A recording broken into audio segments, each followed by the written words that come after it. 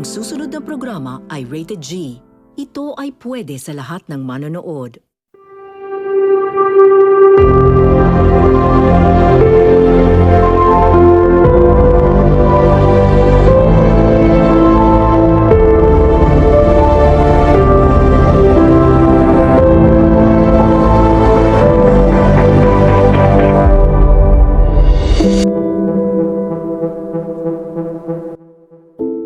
Ang mga tao ay may likas na kakayahan na magpahayag at magbahagi ng karanasan.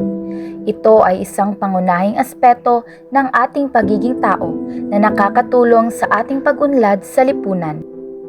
Noong unang panahon, ang pagbabahagi ng kwento ng iba't ibang pangkat tungkol sa pagtuklas ng magagandang kuwebang pagtataguan, pagtuklas ng mga mababangis na hayop na dapat iwasan, o paraan ng paghahanap ng pagkain ay nakatulong sa bawat tribo para mabuhay at umunlad.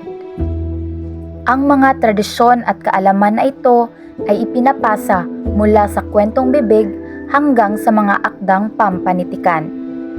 Lahat ng mga naganap sa ating kasaysayan ay ating masasaksihan sa pamamagitan ng panitikan. Ito ay nagsisilbing medium para maipapanatili ang mga alaala, tradisyon, kultura, at ang ating makabuluhang kasaysayan.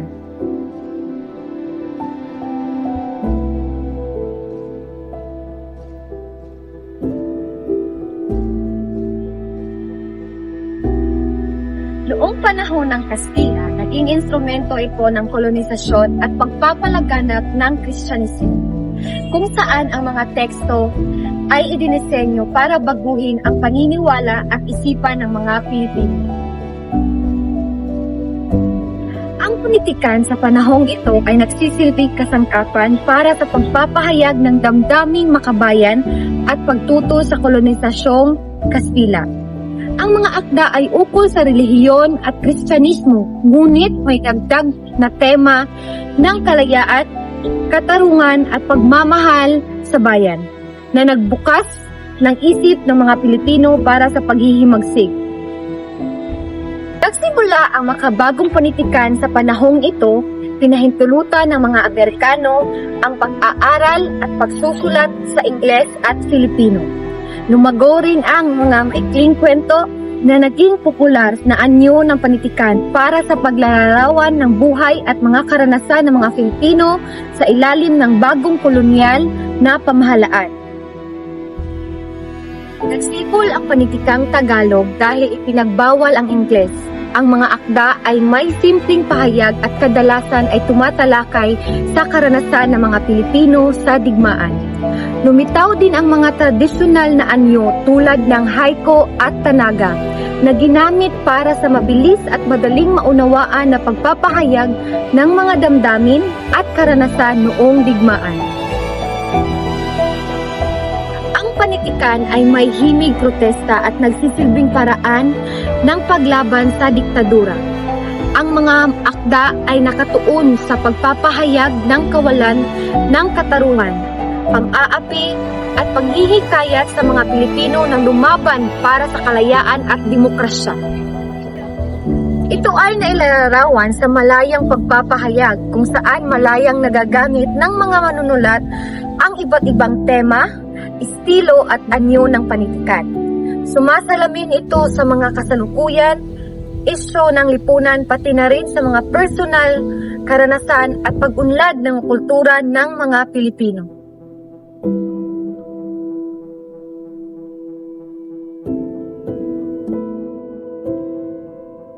May malaking pagkakaiba ang papel ng panitikan sa bawat panahon, at ito ay sanhi ng mga pangyayaring panlipunan, politikal at kultural na nangyari sa bansa. Noong panahong bago dumating ang Kastila, ang panitikan ay para sa sariling pagkakakilanlan. Ngunit nung dumating na ang mga Kastila, binago nito ang mga Pilipino. Ibig sabihin, nagbabago ang papel ng panitikan depende sa kung sino ang nangingibabaw sa lipunan. Noong panahon ng Kastila, nakatuon ito sa relihiyon. Ngunit nung panahon ng Rebolusyon, naging boses ito ng pagtutol dahil sa paglitaw ng damdaming makabayan at pangangailangan para sa kalayaan. Noong panahon ng Amerikano, itinaguyod ang edukasyon at bagong wika. Ngunit sa panahon ng Hapon, ibinawal ang Ingles at naging focus ang Tagalog at tradisyonal na anyo para mapanatili ang pagkakakilanlang Pilipino. Sa panahon ng bagong lipunan, ang panitikan ay may layuning labanan ang diktadura. Ngunit sa kasalukuyan ay naging mas malaya ang mga manunulat na talakayin ang iba't ibang tema dahil sa pagbabalik ng demokrasya at pag-unlad ng teknolohiya.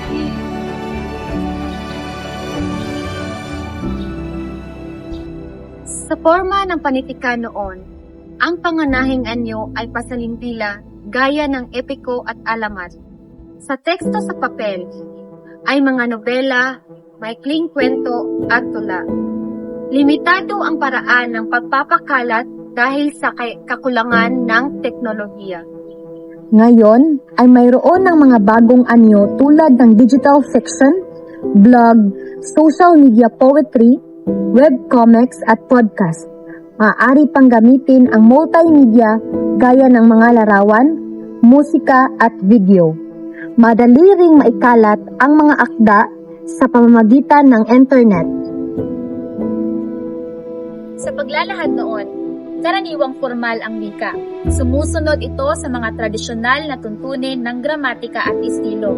Minsan nga'y nangangailangan pa ng sapat na kaalaman sa Ingles at Kastila para mas maunawaan ang ilang akda.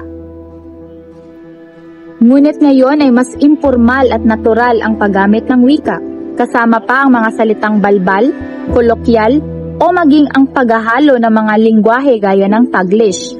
Ang mga tema ay karaniwang mula sa personal na karanasan, mental health, LGBTQ+ rights, hanggang sa mga isyu ng modernong lipunan tulad ng climate change at teknolohiya. Ang pangunahing layunin at papel ng panitikan sa lipunan noon ay ang pagpapanatili ng kultura, pagpapalaganap ng aral o paglaban sa pang-aapi.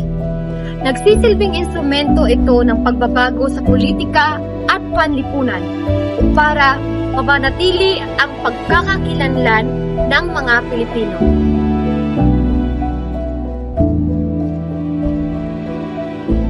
Habang ngayon, bukod pa rin sa pagpapahayag ng mga isyu ng lipunan, nagsisilbi rin itong paraan ng pagpapalakas ng sariling pagkakakilanlan. Paglikha ng espasyo para sa mga boses na hindi pa naririnig at pagbibigay alin. Pinag-aaralan pa rin ang panitikang Filipino sa mga paaralan at universidad. May mga palatuntunan, parangal at institusyon tulad ng Komisyon ng Wikang Filipino at Cultural Center of the Philippines na sumusuporta sa mga manunulat at mga akdang Pilipino.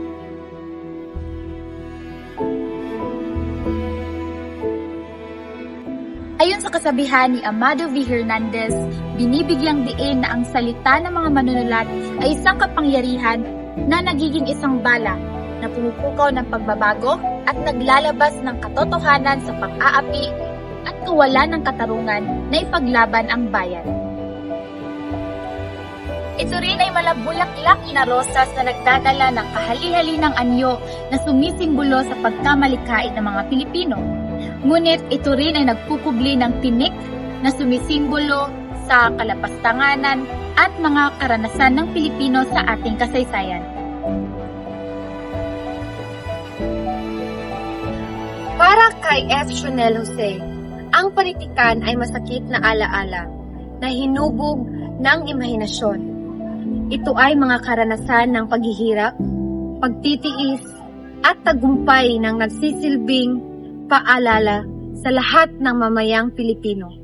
Samantalang kay W.E.B. Du Bois, inilalahad niya na hindi lamang material na kayamanan ang sukatan sa pag-unlad ng ating bayan. Mahalaga rin na maraming mamamayan ang nagbabasa at nakakaintindi ng makabuluhang akda. Kabilang na riyan ang sariling panitikan. Ito ay dahil ang pagbabasa ng ganitong mga akda ay nagpapalawak ng pag-iisip at pag-unawa sa iba't ibang pananaw at pagpapahalaga sa kultura, mga bagay na mas makatarungan, maunlad, at makatao sa lipunan. Sa panghuli, ayon kay Francisco Arcillana, ang kanyang hamon sa mga manunulat ay ang maglabas ng mga kwento na kaya lamang isulat. Sa aking palagay, ito'y mga karanasang nakasentro sa pansariling kultura o personal na buhay na hindi pa nababatid ng marami. Sa ganitong paraan, maihahayag ang kakaibang halaga ng bansa dahil sa bawat natatanging kwento ay nagdaragdag ng kulay at pagkakakilanlan ng panitikang Filipino. Ito rin ang paraan para maipakita sa mundo ang tunay na mukha at mga kwento ng mga Filipino.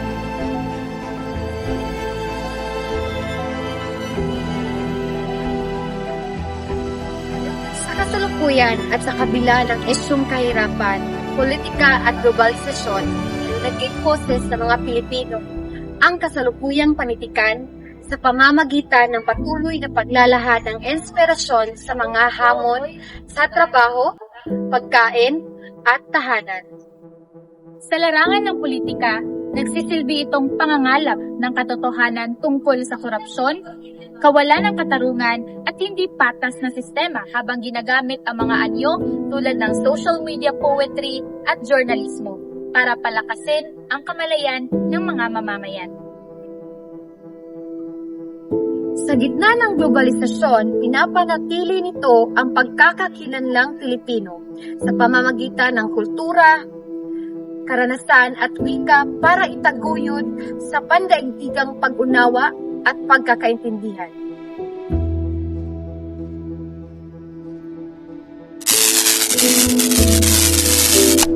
Ang kasaysayan ay naglalaman ng mga karanasan, tagumpay, at pagkakamali ng nakaraan na nagsisilbing gabay para sa kasalukuyan, habang ang panitikan ay nagsisilbing boses na nagpapahayag ng damdamin, mga isyu at mga pangarap ng mamamayan sa bawat panahon. Sa makatuwid, ang pagpapahalaga sa ating kasaysayan at panitikan ay mahalaga hindi lamang para maunawaan natin ang ating pinagmulan, kundi para mabuo rin ang ating makatarungan, maunlad at nagkakaisang lipunan. One is the loneliest number that you'll ever do.